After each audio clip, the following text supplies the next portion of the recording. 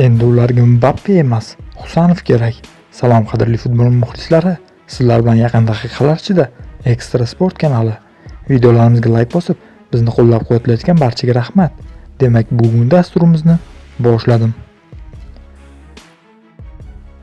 O'zbekiston milliy terma jamoasi Markaziy Osiyo mamlakatlari orasida birinchi bo'lib jahon chempionatida ishtirok etish huquqini qo'lga kiritdi. Nufuzli manba Transfermarkt portali bosh jamoamizning mundial saralash turniridan muvaffaqiyatli o'tishiga o'z hissasini qo'shgan yordamchi murabbiy Alesh Chexning fikrlarini e'lon qildi. Kanalimiz Alesh Chexning Transfermarkt portali vakillariga bildirgan fikrlarini o'zbekistonlik futbol ishqibozlari e'tiboriga havola etadi. To'g'risini aytganda, hozir ham tilim aylanmay qolmoqda. O'zbekiston jahon chempionatiga chiqqandan keyin yangilik, faxr-iftixor va mutlaq xursandchilikni his qilyapman.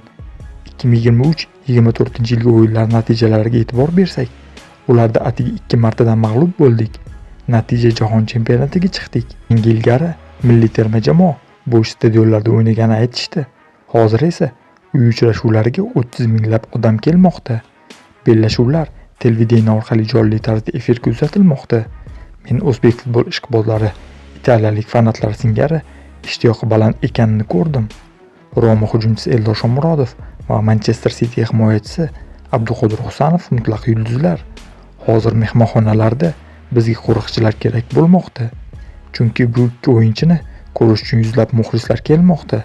Bolalar Lionel Messi, Cristiano Ronaldo yoki Kylian Mbappeni emas, balki Shomurodov va Husanovning futbolkalarini kiyib yuribdi. Eldor va Abduqodir shunga qaramay kamtarlik va hokisorligini saqlab qolgan o'yinchilardir.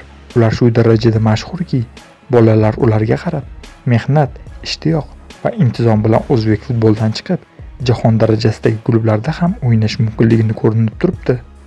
Men Yevropaning ko'plab klublari O'zbekiston milliy terma jamoasi o'yinchilariga e'tibor qaratishi zarurligiga aminman, dedi Alesh Chex. Qadrli futbol muxlislari, siz Alesh Chexning fikrlariga qanday qaraysiz? Albatta fikrlaringizni izohlarda yozib qoldiring. Kelasi dasturlarda ko'rishguncha xayr, salomat bo'ling.